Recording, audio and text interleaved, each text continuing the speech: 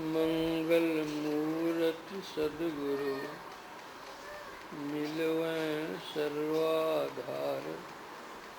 मंगलमय मंगल करन विनवों बारंबार।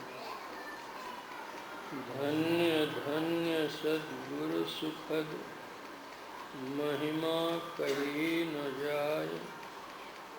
जो कछु कहूँ तुम्हारी कृपा मोते कछु न बसा। समवेत समादरणीय सज्जन वृंद, आदरणीय माताओं तथा भक्तिमती बहनों,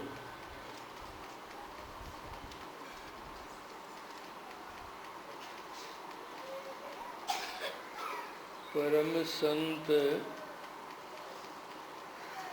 बाबा देवी साहब ने उरेनिया निवासी श्री धीरज लाल जी को एक पत्र लिखने की कृपा की थी। उस पत्र में उन्होंने लिखा था कि संत मत का बहुत छोटा सिद्धांत है, वह है गुरु, ध्यान और सत्संग। जिस शख्स में इखलाक की कमी है वह कभी भी रूहानी तरक्की नहीं कर सकता। अभी आप लोगों ने सत्संग की विशेषता के संबंध में उससे क्या लाभ होते हैं के संबंध में सुना है।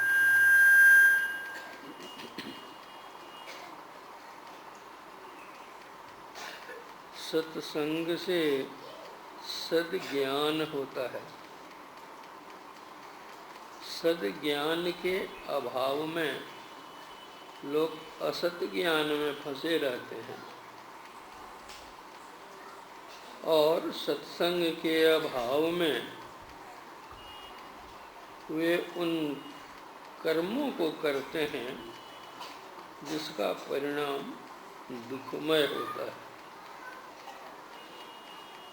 इसलिए संत मत में सत्संग को बहुत महत्व दिया गया है। हमारे गुरुदेव ने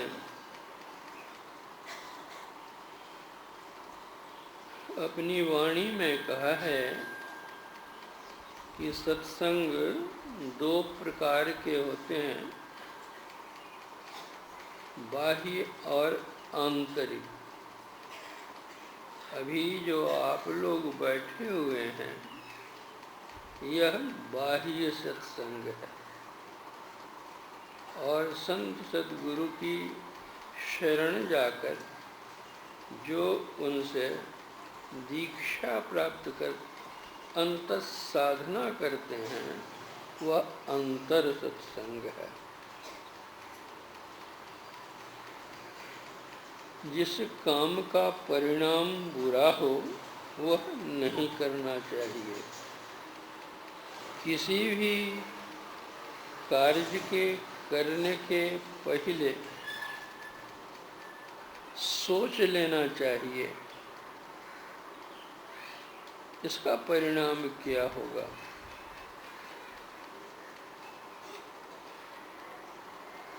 जो सोच करके काम करते हैं उनका जीवन सुखमय होता है और यह उसकी बुद्धिमत्ता कहलाती है। बिना सोचे समझे काम शुरू कर देते हैं या काम करते जाते हैं, सोचते हैं या सोचते हुए काम करते हैं। इसमें बड़ी सतर्कता की आवश्यकता पड़ती है। और जो बिना समझे बूझे कर्म करने लगते हैं और परिणाम उत्तम नहीं होने के कारण दुखमय जीवन बिताते हैं, यह मूर्खता कहलाती है।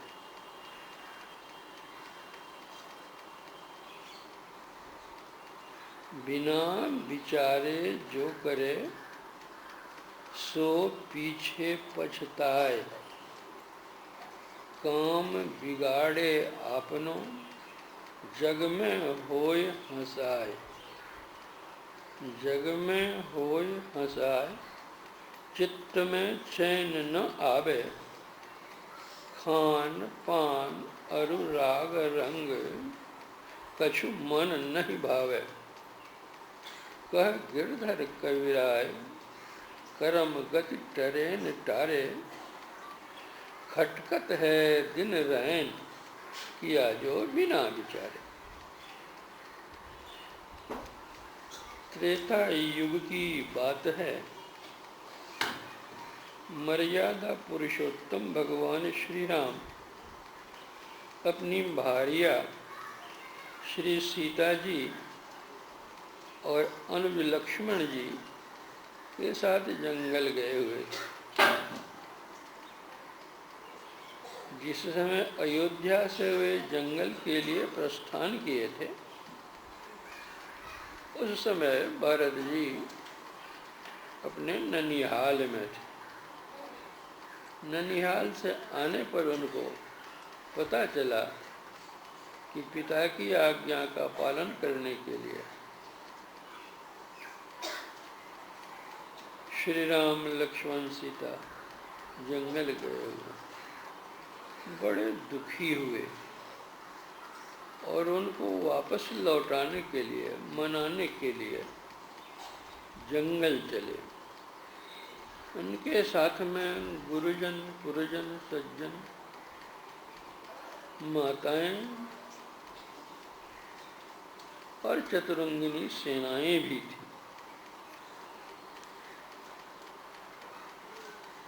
जाते जाते जाते जहाँ मर्यादा पुरुषोत्तम भगवान राम निवास करते थे, जब उससे थोड़ी दूर पर पहुँचे तो चतुरंगिनी सेना के कारण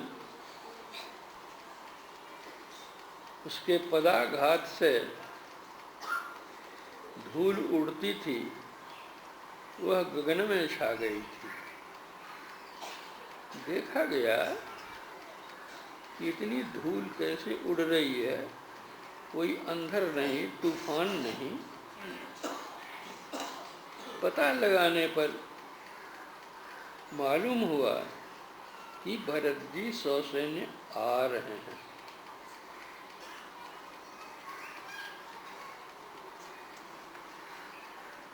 लक्ष्मण जी के मन में हुआ कि हम लोग जंगल चले आए हैं और भरत जी को राज गद्दी मिली है, इसलिए राज मद में मस्त होकर हम लोगों को निहत्था जानकर हम लोगों को मारकर वे अकंटक राज्य करना चाहते हैं।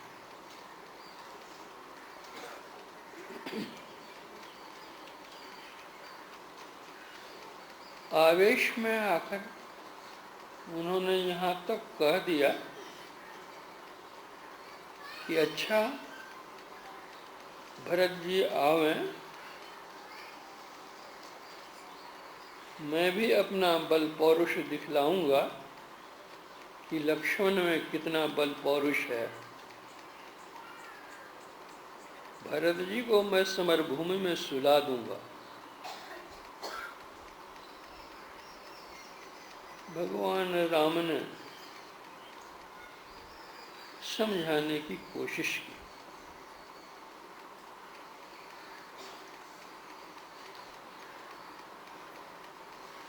कि भरत जी को राजमद नहीं हो सकता। यह तो अयोध्या का एक छोटा सा राज्य है, लेकिन अगर भरत जी को ब्रह्मा विष्णु महेश का भी पद मिल जाए, राज्य मिल जाए, तब भी उसको मद नहीं होगा। भरत कहीं हो हिन राजमद, विधि हरि हर पद पाए, कब हुक कांची सीकरन क्षीर समुद्र नसाए। क्या क्षीर समुद्र में अगर एक बूंद खटाई डाल दी जाए तो वह क्या उसको नष्ट कर सकती है? नहीं कर सकती है। उसी तरह भरत जी को अभिमान नहीं होगा राज पाकर के। इतने में ही आकाशवाणी होती है, अनुचित उचित काज कछु होई, समुझ करिए भल कह सब कोई, सहसा करी पाछे पछताही, कहीं वेद बुध ते बुध नाही। इसलिए सत्संग करना चाहिए, उससे सद्ज्ञान अर्जन करना चाहिए। वह तो त्रेता युग का एक कथा प्रसंग मैंने कहा। इस कलयुग में एक संत पंजाब में हुए, श्री गुरु नानक देव जी महाराज। उनका सत्संग बहुत सवेरे सवेरे हुआ करता था। उस सत्संग में एक दंपति जाते थे, उनका एक छोटा सा पुत्र था, वह भी जाता था, और लोग तो बहुत जाते ही थे। एक दिन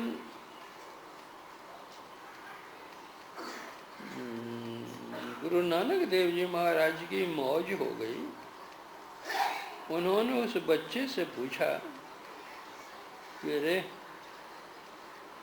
जो बड़े बड़े लोग हैं तो मैं जो कुछ कहता हूँ वे समझते हैं, और तुम तो छोटे बच्चे हो, इतना तड़के सवेरे उठ करके क्यों चले आते हो?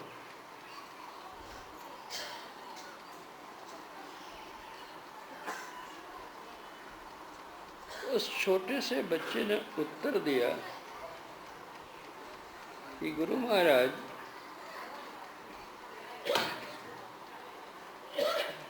मेरी माताजी रोटी बना रही थी, मैं चूल्हे के पास बैठा हुआ था, तो मैंने देखा कि जो मोटी मोटी लकड़ियाँ थीं वह तो देर से जलती थी, और जो पतली पतली टहनियाँ थीं वे जल्दी जल जाती थीं। तो मेरे मन में हुआ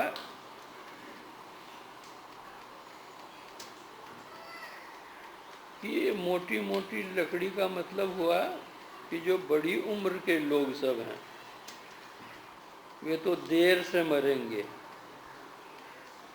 और पतली पतली टहनी का मतलब हुआ कि कम उम्र के बच्चे वैसे। तो मैं बच्चा हूँ, पतली टहनी के समान हूँ, कब मर जाऊँगा कोई ठिकाना नहीं। इसलिए गुरु महाराज के सत्संग में सवेरे सवेरे आ जाता हूँ।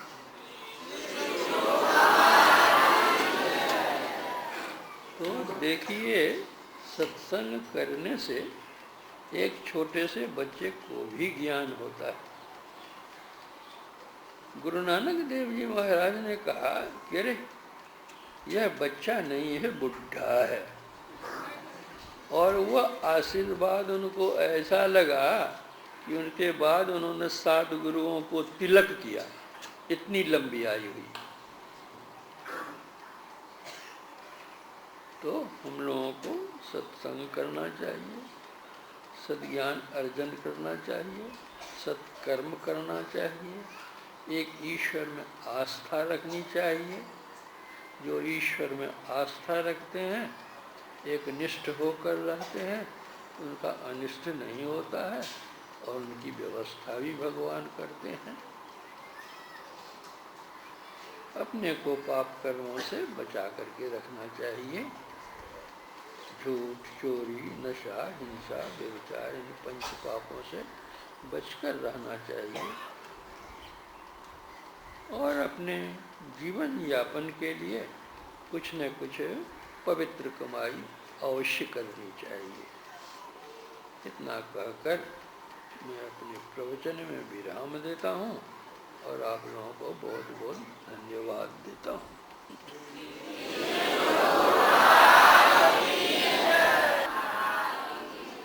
आज रविवार है, गुरु कीर्तन कहिए, फिर आरती कहिए।